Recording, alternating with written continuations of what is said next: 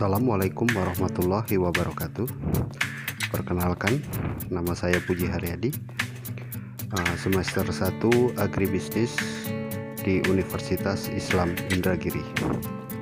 Izinkan saya sedikit mempresentasikan tugas daripada mata kuliah dasar-dasar manajemen, yaitu penetapan tujuan organisasi. Adapun daripada tujuan adalah suatu hasil atau titik akhir atau segala sesuatu yang akan dicapai. Kegiatan tersebut dapat juga disebut sasaran atau target. Sebelum suatu organisasi menetapkan suatu tujuan, terlebih dahulu harus menentukan visi dan misi atau maksud organisasi. Adapun visi dan misi adalah cara pandang yang jauh ke depan kemana organisasi harus dibawa agar tetap eksis atau mampu bersaing, inovatif dan antisipatif. Visi adalah suatu gambaran yang menantang keadaan masa depan sesuatu dengan keinginan organisasi. Berdasarkan hal tersebut, maka visi merupakan bagian dari rencana strategis. Perjalanan organisasi sangat dipengaruhi oleh lingkungan eksternal dan internal, sehingga membuat visi organisasi harus disesuaikan dengan lingkungan tersebut. Sedangkan misi adalah suatu pernyataan di mana di dalamnya telah tertera tujuan organisasi yang telah ditetapkan serta sasaran yang ingin dicapai. Pernyataan misi membawa organisasi ke suatu fokus kegiatan. Misi menjelaskan apa yang mendasari organisasi tersebut berdiri, apa yang dilakukan, dan bagaimana melakukannya. Kita lanjut pada fungsi dan tujuan organisasi. Beberapa fungsi dalam penetapan tujuan ialah sebagai berikut. 1. Pedoman bagi kegiatan melalui penggambaran hasil-hasil di waktu yang akan datang. Fungsi tujuan memberikan arah dan pemusatan kegiatan organisasi mengenai apa yang harus dan tidak harus dilakukan. Sumber legitimasi akan meningkatkan kemampuan organisasi untuk mendapatkan sumber daya dan dukungan dari lingkungan di sekitarnya. Standar pelaksanaan bila tujuan dilaksanakan secara jelas dan dipahami akan memberikan standar langsung bagi penilaian pelaksanaan kegiatan prestasi organisasi. 4. Standar motivasi berfungsi sebagai motivasi dan identifikasi karyawan yang penting. Dalam kenyataannya, tujuan organisasi sering memberikan insentif bagi para anggota. Dasar rasional pengorganisasian, tujuan organisasi merupakan suatu dasar perancangan organisasi. Adapun tipe-tipe tujuan. 1. Tujuan kemasyarakatan atau social goal berkenaan dengan kelas-kelas organisasi luas yang memenuhi kebutuhan masyarakat. Kedua, tujuan keluaran atau output goal berkenaan dengan jenis-jenis keluaran tertentu dalam bentuk fungsi-fungsi konsumen. Contoh, barang-barang konsumen, jasa-jasa bisnis. 3. Tujuan sistem atau system goal. Cara pelaksanaan fungsi organisasi tidak tergantung pada barang atau jasa yang diproduksi atau tujuan yang diambil. 3. Tujuan produk goal. Tujuan karakteristik produk, berbagai karakteristik barang-barang atau jasa-jasa produksi. Yang terakhir, tujuan turunan, derivative goal. Tujuan digunakan organisasi untuk meletakkan kekuasaannya dalam mencapai tujuan lain. Proses penetapan tujuan. Proses penetapan tujuan merupakan suatu usaha yang menciptakan nilai-nilai tertentu melalui kegiatan-kegiatan yang akan dilaksanakan oleh organisasi tersebut. Beberapa unsur dasar yang melatar belakangi penetapan tujuan suatu organisasi. 1. Barang dan jasa.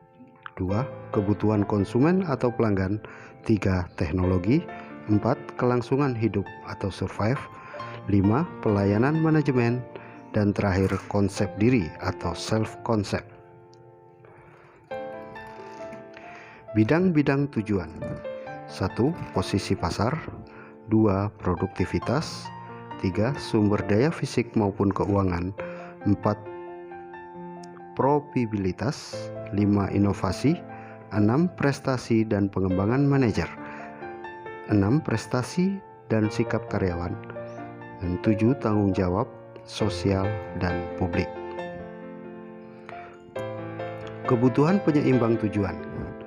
Hampir setiap organisasi memiliki serangkaian tujuan yang berganda untuk memenuhi permintaan dari berbagai pihak kepentingan yang ikut terlibat dalam organisasi-organisasi tersebut.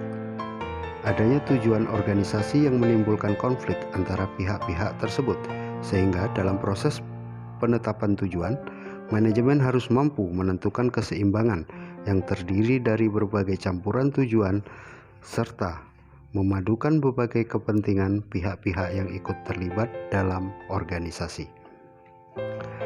Adapun rumusan tujuan. Proses perumusan tujuan dipertimbangkan terlebih dahulu sesuai dengan kekuatan atau kemampuan yang terlibat di dalamnya.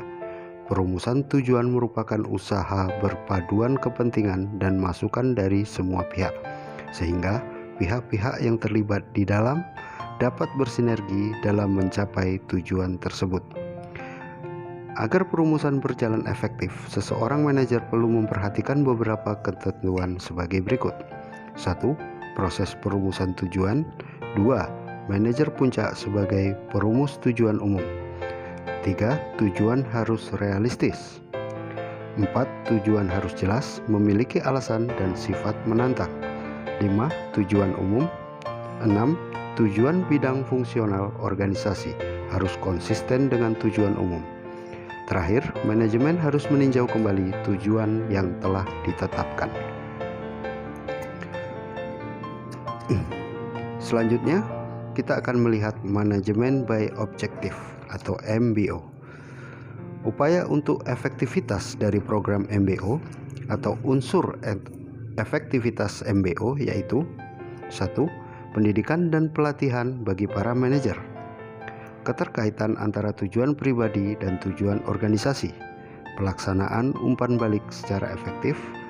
Didorong adanya peserta di bawahan. Keunggulan dari manajemen berdasarkan sasaran MBO adalah meningkatkan komunikasi antara manajer dan bawahan, strategi program untuk menentukan dan mencapai tujuan organisasi dan melaksanakan misinya. Rangkaian tujuan sebagai bagian proses MBO harus spesifik dan dapat diukur.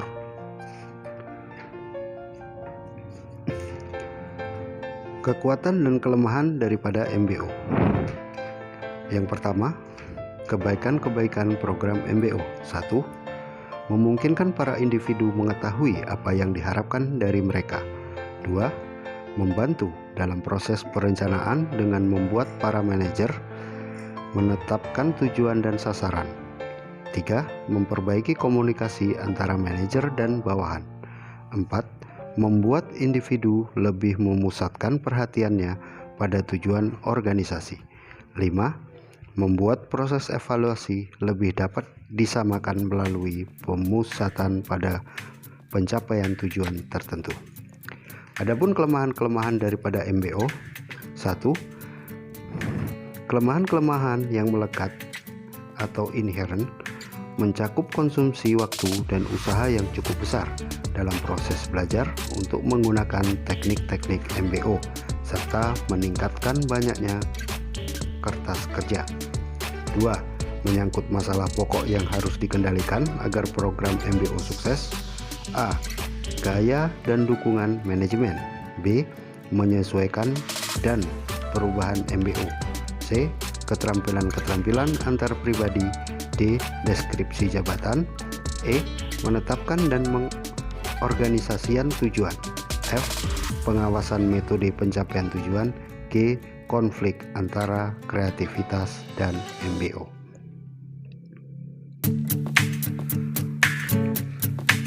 Demikian presentasi yang dapat saya sampaikan. Semoga bermanfaat.